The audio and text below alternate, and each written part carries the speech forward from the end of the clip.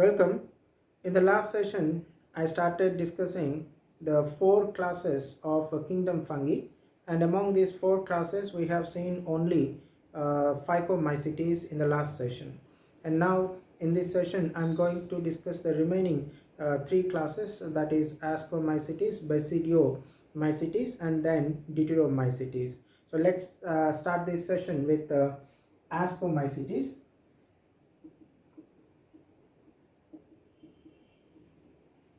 Right.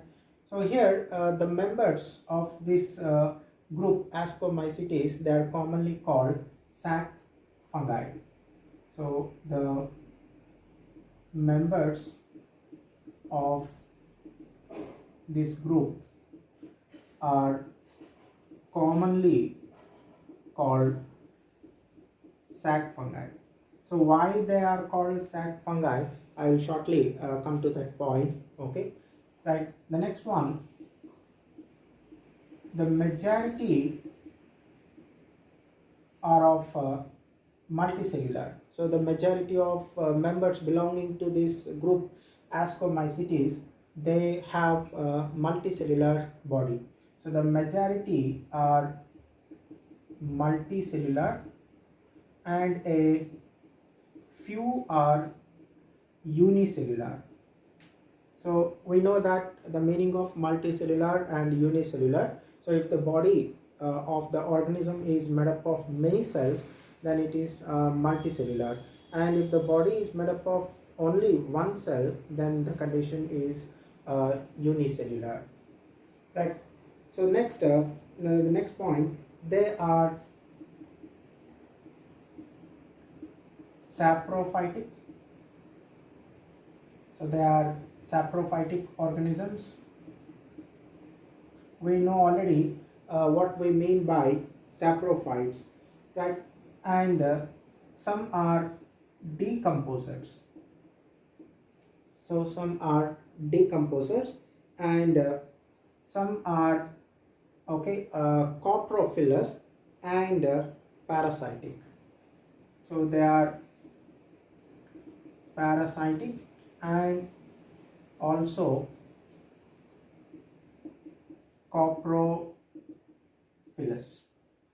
So they are Coprophylus, right? So here already we know what is the meaning of parasites and saprophytic. So here decomposers, which mean the organisms that are involved in the process of decomposition. So here they are involved in the process of decomposition. Okay, so where the organic material will be converted into inorganic material. Okay, then coming to what is this coprophylus. So here coprophylus means those organisms that live on fecal matter. So these live on fecal matter. So the organisms that live on fecal matter, they are called coprophylus. So the members of this group Ascomycetes, some of them are saprophytic, some are decomposers, then some others are parasitic, and some others are coprophylus. Next point, the mycelium is branched and septate. So here the mycelium is branched and septate. We know septate, which means there are transverse partitions present. Okay, and we'll also see a branched condition. So here I'll show you. Okay, so a branched and septate.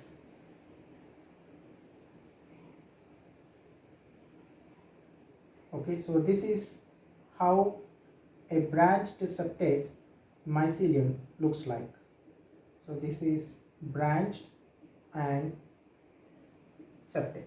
So you can see there are transverse partitions, the septa are present, and you can see the branches. So that's why we say the mycelium is branched and septate. Then coming to reproduction, okay, so they reproduce by asexual methods and also by sexual method. So they reproduce in both bisexual as well as asexual methods. And coming to this asexual method of reproduction, they produce spores. Of course, in both the cases they produce spores. So in asexual method they produce spores, and sexual method also they produce spores. Now coming to this asexual method, so there will be asexual spores. So in this method they produce asexual spores, and those are called conidia. So those conidia, the conidia that are produced in sexual mode of reproduction. Okay, so conidia are spores that are produced in asexual method of reproduction. And these spores, that is conidia, they are produced exogenously. So we'll see.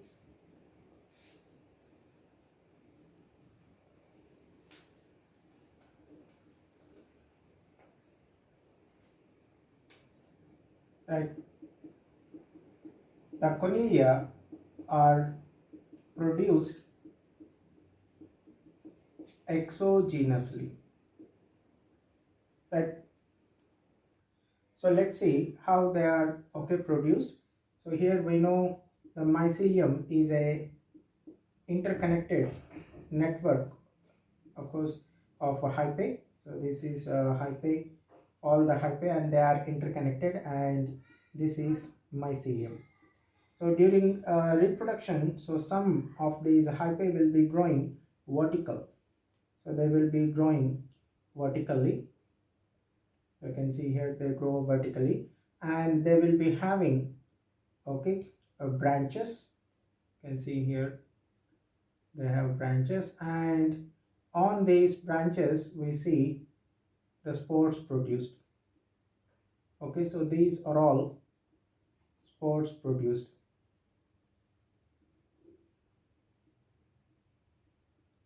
Right, so this is what we call the production of spores exogenously. So all these are spores that are produced exogenously. So in the last session we have seen spores producing inside a sporangium. So in that case, that those spores are produced endogenously. So in this case there is no structure that encloses these spores, so they are seen very much outside, so hence they are exogenously produced on a special mycelial branch. So this is a special mycelial branch, and it is called conidiophore. So here the conidiophore is different and conidia are different. So these spores are conidia. So conidia plural, conidium singular. So only one spore, it is conidium. And here there will be so many, millions of conidia will be produced on special branches called conidiophore. So this is also a conidiophore, and this is also a conidiophore. Okay, right. So this is how the asexual spores called conidia are produced exogenously here. Right, and then coming to sexual mode of reproduction. So this sexual mode of reproduction includes the sexual spores which are called ascospores.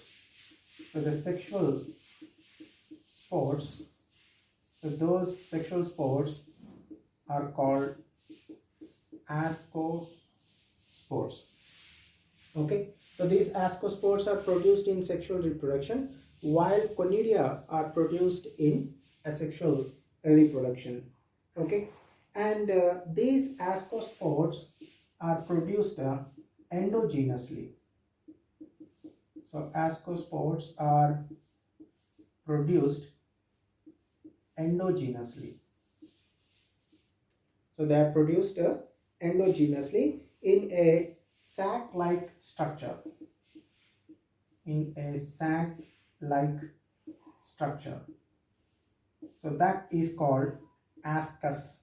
So here from the Greek ascos, which means sac. The meaning of sac is a bag-like structure. So these ascospores are produced endogenously in a sac-like structure. That is what we call ascus. So because of that, the name ascomycetes. So in that ascos, so the name is derived from this one ascos. So because they have in the sexual cycle a structure called ascos, right?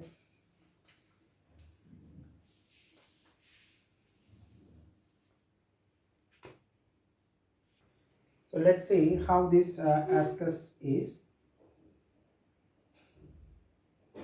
So you will find something like this. So this is the one which is sac-like. Okay, so here you may find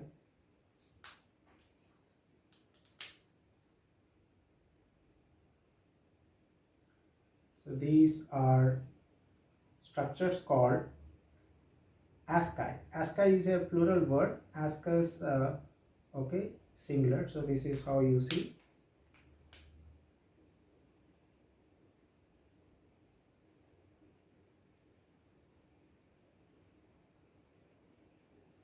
Okay, so this is ascus, right? And inside this ascus there is the presence of ascospores.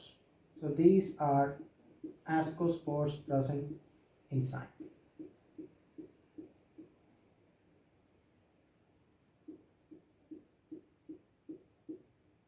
right?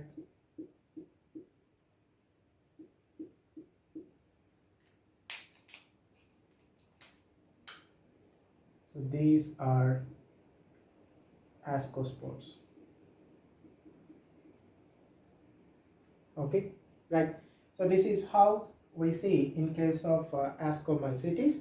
So the sexual spores, in sexual mode of reproduction, the spores produced, they are called ascospores, and they are produced in special sac-like structures, what we call them, ascus, right?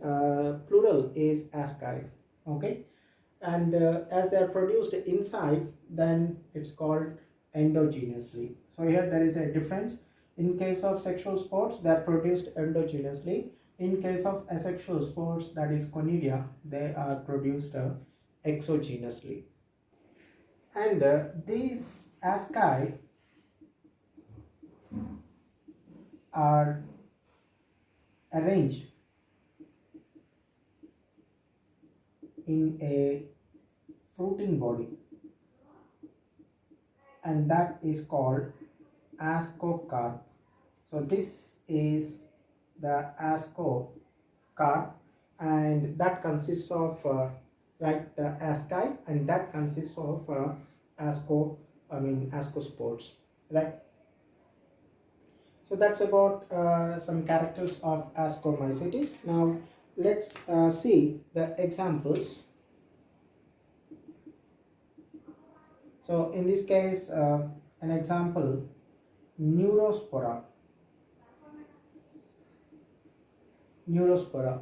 So this fungi, neurospora, is the neurospora is actually the genus. So it is genus. I did not mention the species, and this genus neurospora, right, is used very much extensively in biochemical and genetical work.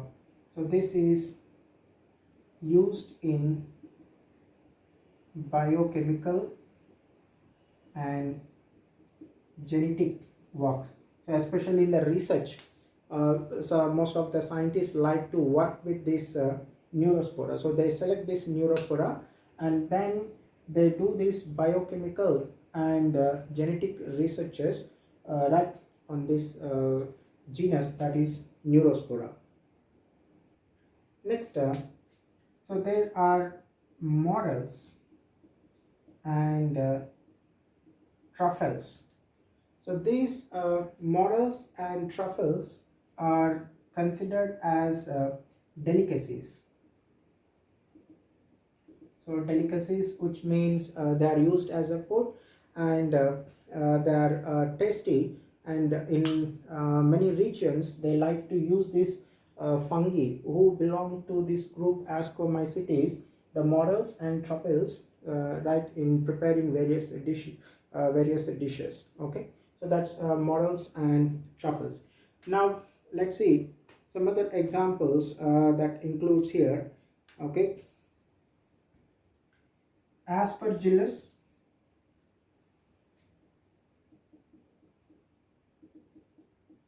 Okay, so this is another fungi belonging to this group, and then Penicillium,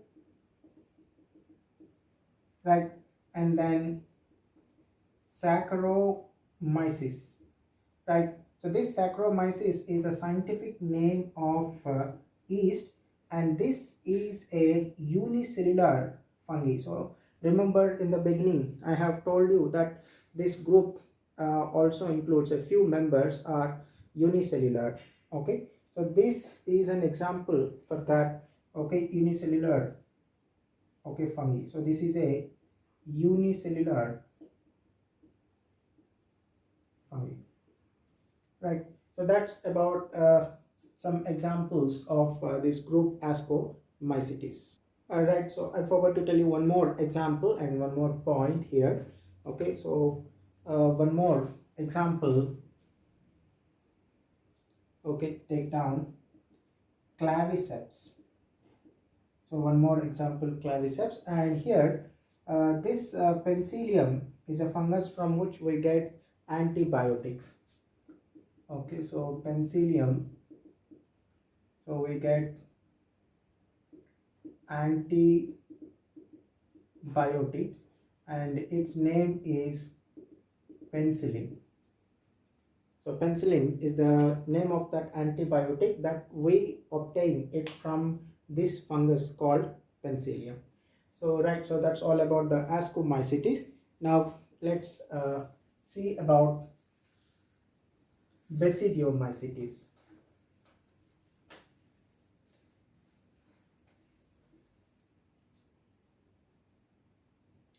Right, so the next group under kingdom fungi are Basidiomycetes. Okay, so here this group Basidiomycetes, it includes mushrooms. So some of these mushrooms are edible, not all mushrooms are edible, and other mushrooms are in fact much poisonous and cannot be okay, used. And also bracket fungi, it also includes bracket fungi, and then there will be puff balls. Okay, puff balls. Then it also includes rust and also smuts. So it includes rust and smuts, right. So these are different groups of fungi that are included in this group called Basidiomycetes. Now where do we see these Basidiomycetes? They grow in, so they grow in soil, so they are present in soil, and also they grow on logs. So big trees, when they okay fall off and then undergo decomposition, so you may see these fungi growing on them also, and even on tree stumps, even on tree stumps. Okay, there also you will see growing of these fungi, and also in living plant bodies as parasites, and also in living plant bodies as parasites. Okay, right. So of course these the rust and smuts are very commonly we see. They are parasites and okay, cause a severe damage to okay, many crops, okay, and many plants. Right. So next point, the mycelium is branched and septate. Okay, so this is seen just like in case of ascomycetes. Next point, coming to reproduction.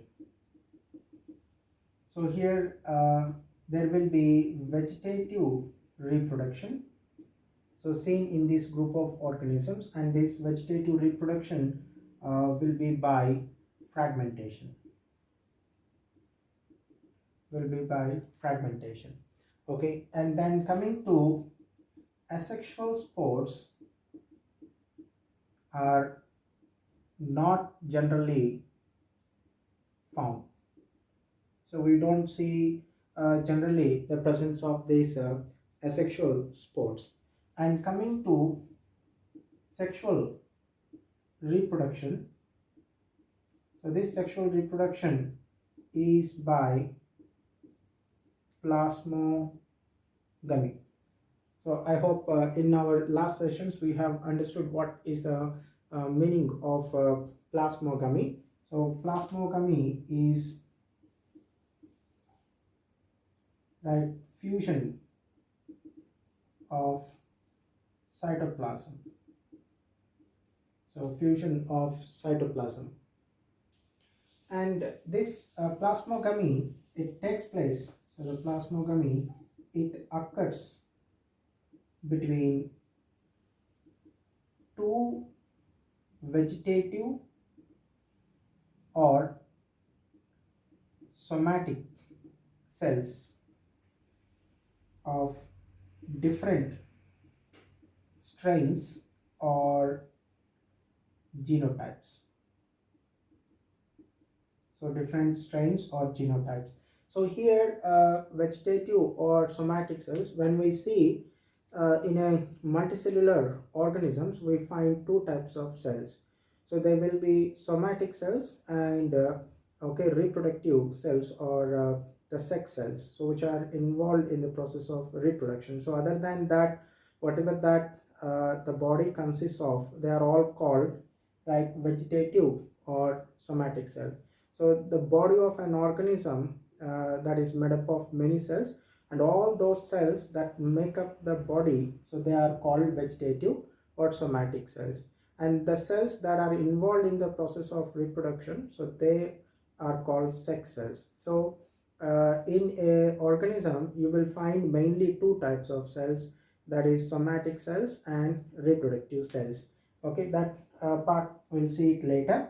And I said it occurs between two vegetative or somatic cells of okay, different strains. So strains means okay, different varieties. So strains are different varieties, and genotypes is a complete set of heritable genes.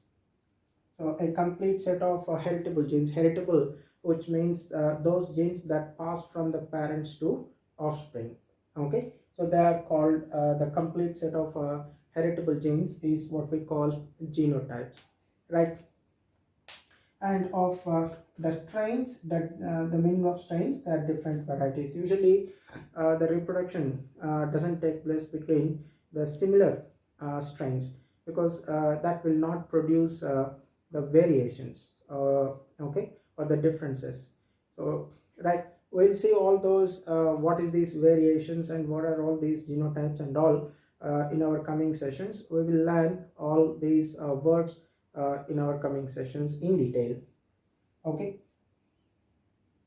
one more point before I discuss this how it takes place here. Actually there are sex organs are absent. So there are sex organs absent, but even then, the sexual reproduction takes place by the process of plasmogamy. So let's see so how it takes place.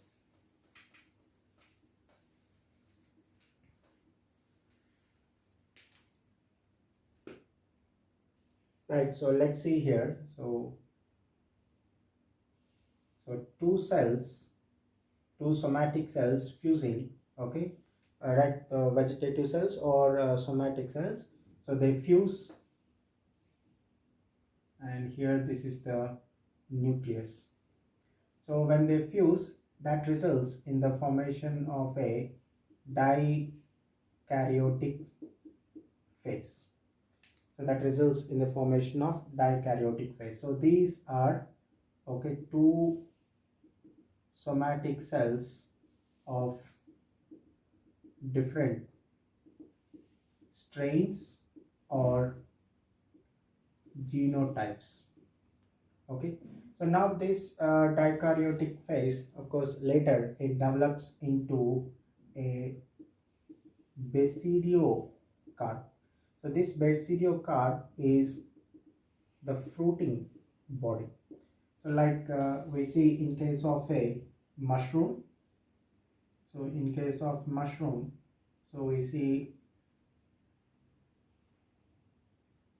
right, so a structure like this.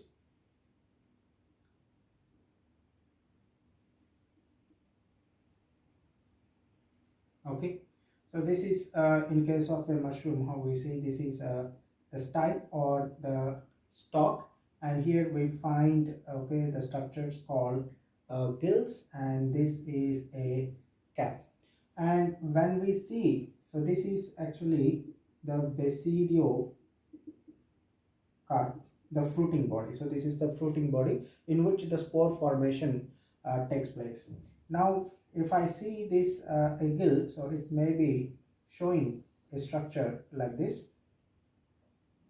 Okay, so that basidiocarp, it consists of basidia. So these are basidia. So singular is basidium. So you can see so many basidia will be present here, and these basidia are actually club shaped. So they are club shaped. So that is the reason why these basidiomycetes are commonly called club fungi. So these are commonly called club fungi. So the name club fungi comes from this word basidium. Actually the meaning of basidium is club shaped, right? So club shaped because of so commonly called club fungi. So these are basidia, right? And on these basidia, of course, we will see the formation of those basidiospores. So it is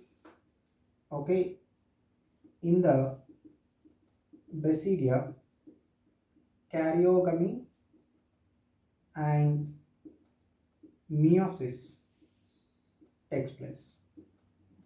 So in the basidia, karyogamy and meiosis takes place, and this results in the formation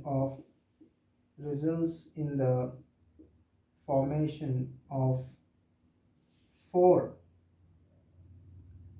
basidiospores. So I hope you remember in the last session I mentioned, so after a process of meiosis, it results in the formation of 4 cells, 4 haploid cells. Okay, so this is, each basidium will have so 4 basidiospores. So you can see here. Okay, so these are the basidiospores which will be later released into the air, and the air will carry away, and then if they find a suitable substratum, so they settle there and then they start getting germinated. So so that's all about the characters of this group Basidiomycetes. So coming to examples of this group, it include Agaricus. So this is mushroom. Okay, then Eustilago, so this is a smut. Okay, and one more we have is Puccinia. So this is which causes a disease called rust. With this, I will end today's session. So in the next session, we'll see the last group, Deuteromycetes, and then we'll also start with the new kingdom, Plantae.